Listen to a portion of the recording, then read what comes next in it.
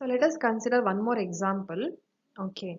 So this is what the grammar and what we have to do. The question is it LR0 grammar?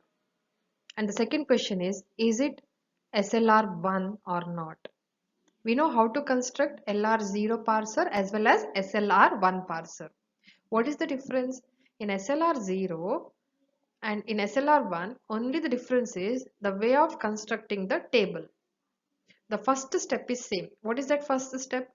Construction of canonical collection of LR0 item. Let us do that first.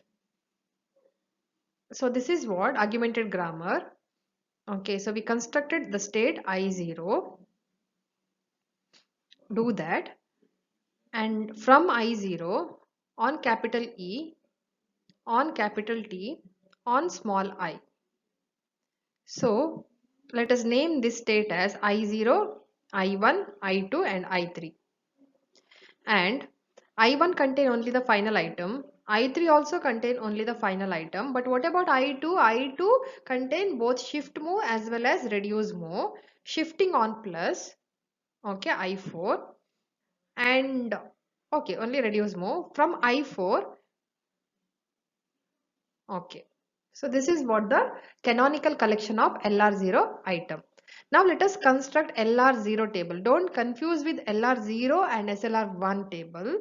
Okay, in LR0, it is very simple way to construct. See, we have action part and the go to part. Action part contain only plus, I, dollar, and in go to part it is capital E and T. Come to state I0. For terminal go to, that is small I, it is S3. Capital E 1, capital T 2. 1 only final item, 1 on dollar accept. Next come to state 2, 2 on plus S4. Now look at that 2, it contains shift move as well as reduce move. E derives T dot.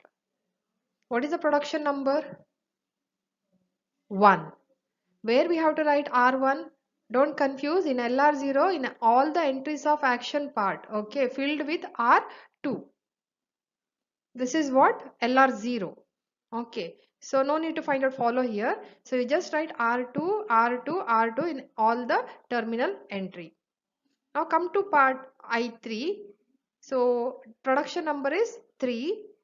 Write R3, R3 in all the entry. State 4, shift move. Okay. And for state 5, reduce mode, that is 1, right? R1, R1, R1. So this is LR0 table. No need to find out the follow. Okay. Now, is it LR0? No, because in state 2, in row 2, there is shift reduce conflict. Understood? Shift reduce conflict. Therefore, the grammar is not LR0. Now, let us check whether the grammar is SLR1 or not. So, whether we have to construct that canonical collection of LR0 item again? No. So, only the difference is the table construction. Look at this. Let us find out the follow. Okay, so for SLR1, we need to find out the follow. So this is what the canonical collection of item, the same thing, no difference. Okay. Now everything is same, but for the reduce move, okay, there is a changes in reduce move. Look at this. In state 2, E derives T dot. So what is the production number? It is 2, right? The production is 2, but where we have to write that? Only in the dollar. Okay, so you have to find out the follow of E. Follow of E is dollar. E derives T dot, right? This is what the production. What is the left hand side symbol? Capital E. Find out the follow of E. Follow of E is dollar. Therefore, R2 will be placed only in the place of dollar, not all the entry. Understood? Only in the follow. This is SLR1. And for 3, state 3, T derives I. Where we have to place R3? In the follow of T. What is follow of T? Plus as well as dollar. I'm not writing in I because I is not in follow of T. Similarly for 4, in 5, state 5, it is R1. R1. Where we have to place R1? In the follow of E, because E derives T plus E dot. In the left hand side we have a symbol capital E. So who is the follower of capital E? The follower of E is only the dollar. Therefore R1 will be placed only in dollar. So any entry contain two moves? No, all the entries of this table contain only one entry. Therefore, it is SLR1. So the grammar is not LR0, but it is SLR1. Clear? So this is the difference. The way of construction of LR0 and SLR1. Try to understand. In this video, we'll study what is syntax directed translation. I mean, third phase of compiler design, that is semantic analysis, comes under module 5. So let us recall the phases of compiler design. We studied only two phases, right? That is lexical analysis and the syntax analysis. What is the output generated by lexical analysis? It is a set of tokens, whereas these tokens are used by the second phase, that is called as a parser, and it will tell whether the given input is syntactically valid or not, okay, by generating a parse tree. So the second phase, I mean the use of the second phase is it will check the syntax of a given input. How to check the semantic of a given input? So that is what the third phase of compiler design, so semantic analysis. So parser actually uses a grammar, right? So these grammars are context-free grammar. So using this, we studied there are two types of parser, that is top-down parser and the bottom-up parser. Maybe the working principle is different, but whatever, the output is just parsing whether it is a syntactically valid or not. It will parse the input and say whether it is a valid input or not. But actually, in compiler design, we won't use a plain grammar. Parser doesn't use a plain grammar. So it also uses something called the semantic rules. So this context-free grammar plus the semantic rules together called syntax directed translation. So what is syntax directed translation? The syntax directed translation is a context free which is augmented with semantic rules. So all the other phases like the intermediate code generation, semantic analysis, something like symbol table creation, all this done parallelly with with parser. Okay, so in syntax analysis phase and all the remaining phase are actually done in parallel. So let us study now in detail what is syntax directed translation. This is the overview of module 5, that is syntax directed definition, evaluation order of syntax directed definitions, applications of syntax directed translation, and syntax directed translation schemes. We'll study one by one. Now let us study what is syntax directed definition. We associate information with a language construct. So that means what is language construct? It is grammar, right? Grammar is a basic unit of any language. So we'll associate some information with grammar. So what is that actually? So grammar is associated with some rules. The grammar is augmented with rules. So in general, more formally, a syntax directed definition specifies the value of attributes by associating semantic rules with the grammar productions. For example, look at this particular production. E derives E plus T. And associated with semantic rule. This production is associated with some rule. What is that? E dot code is equal to E dot code concatenate with T dot code concatenate with plus. See in the production, E derives E plus T. Why that E1? In order to avoid confusion, okay, in the right hand side, we used E1. Actually, it is E. Okay. So what is the attribute associated? code. So code is associated with non-terminal E as well as T. While the rule makes it explicit that the translation of E is built from the translation of E1, T and plus. It may be inefficient to implement the translation directly by manipulating the string. Therefore, a syntax-directed translation scheme embeds program fragments called semantic action within the production bodies. That is, we may alternatively insert a semantic action inside the grammar, that is E derives E plus T. What is the code here actually? Print plus. Look at that particular example. We have input 2 plus 3. How to produce, how to evaluate, it is syntactically valid. How to check the semantic, how to evaluate this particular input? That is postfix expression, right? That is 2, 3 plus. That is what the semantic rule says. E1 code, E1 dot code, T dot code plus. Okay, so E1 dot code is 2, T dot code and plus. So these three informations are concatenated. Okay, so the third, I mean the last, that is print plus. So what is that print plus? When we parse this particular grammar, I mean if you perform reduction, so what we have to do? We have to perform action called plus.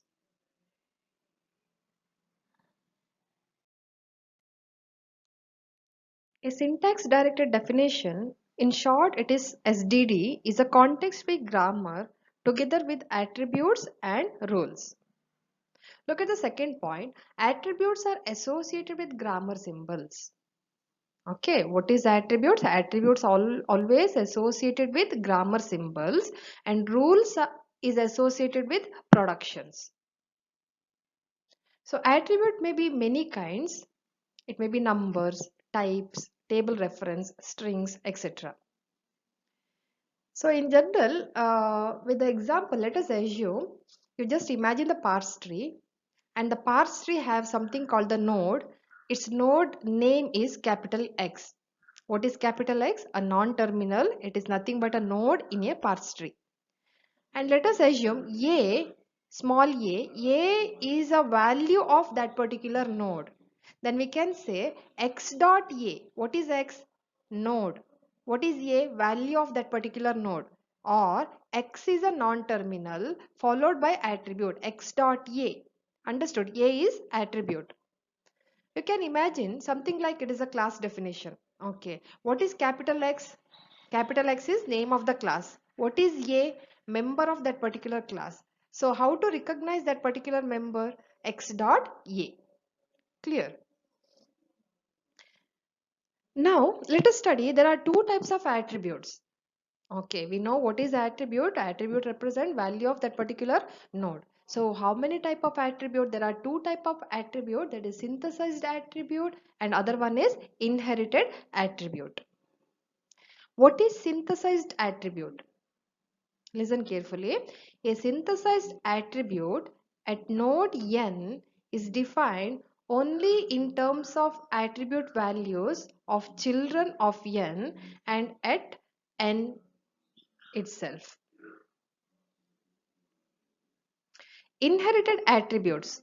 An inherited attribute at node n is defined only in terms of attribute values at n's parent, n itself and n's siblings.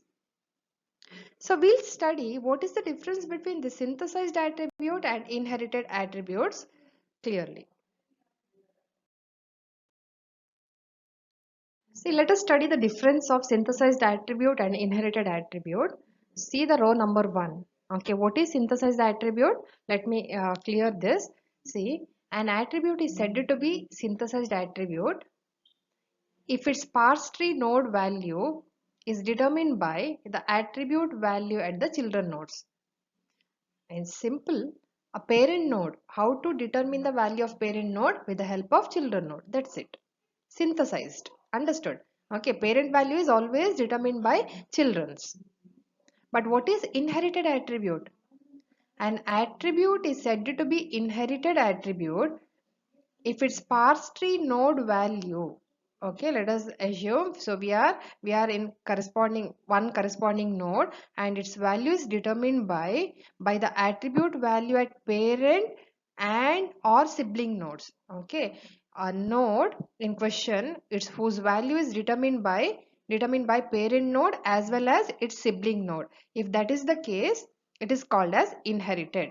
In synthesis, only children value is forwarded to parent, but here a corresponding node value is determined either by parent or sibling. Okay, parent and sibling. Look at the second one. The production must have non-terminal as its head. Okay, you just imagine the parse tree, head node or root node. The production must have non-terminal as its head. In inherited attribute, the production must have non-terminal as symbol in its body. Third point, a synthesized attribute at node n is defined only in terms of attribute value at children of n itself. Okay, it's very clear. And in inherited attribute, node n is defined only in terms of attribute value of n's parent, n itself, and n siblings. Clear? Here only children, but here parent, n itself, and n sibling. Fourth one, it can be evaluated during a single bottom-up traversal of a parse tree. I'll explain in the next slide. Okay, so what is the bottom-up traversal of parse tree? It can be evaluated during a single top-down and a sideway traversal of a parse tree. Fifth point, synthesized attribute can be contained by both the terminals or non-terminals. Inherited attribute can't contain both. It is only contained by non-terminals. And the sixth point, synthesized attribute is used by both S attributed SDT, L attributed SDT. What is S and what is L attribute? We'll study in the next video. Inherited attribute is used by only L attribute SDT. Okay, so you'll understand after studying some more information about syntax directed translation. So you just try to understand the definition. What is synthesized attribute and what is inherited? It is very simple. In synthesized attribute, particular node value is determined by its children, and in inherited, a particular node value is determined by parent and its sibling. Clear? Till now we studied what is syntax directed translation. In that, what is syntax directed definition? Try to understand the difference. So we just studied the definition of syntax directed definition. So here we studied what type of attributes we have, that is synthesized attribute and inherited attributes. Now let us study how the syntax directed translation occurs. Okay, with the help of example. The general approach to syntax directed translation is to construct a parse tree and compute the value of attribute at nodes of the tree by visiting them in some order. As we know that the parser, okay, there are two type of parser, top-down parser and the bottom-up parser. How to construct a parse tree, whether it is top-down approach or the bottom-up approach. Okay, if it is bottom-up approach, we have the concept called reduction, right? Every rule, I mean, we are going to reduce that particular rule with the hand. Now, let us take one example. So, this is what the grammar. What is the grammar? Arithmetic expression grammar.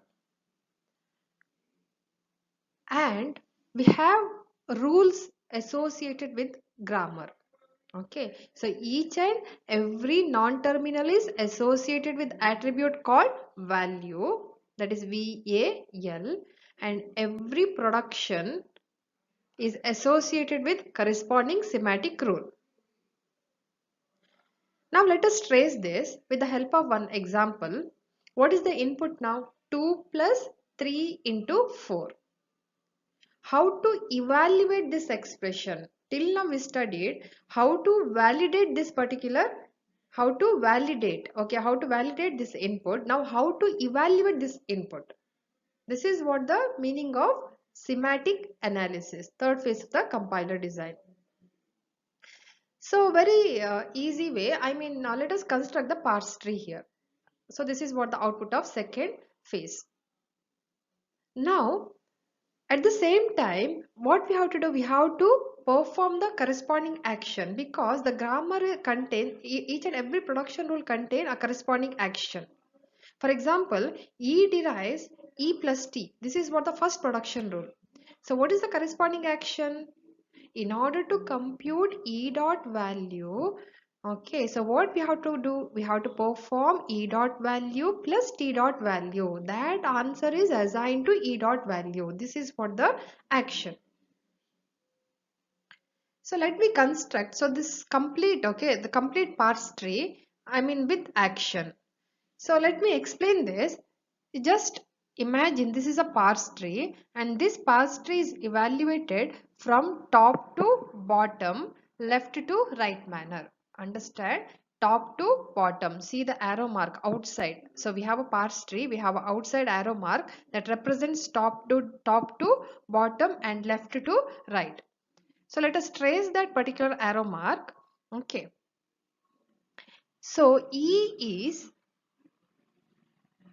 replaced with E plus T.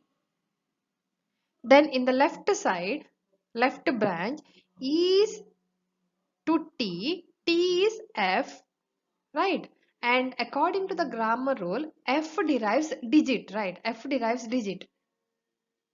Now what is the corresponding action for this particular rule? Look at this particular rule, F derives digit.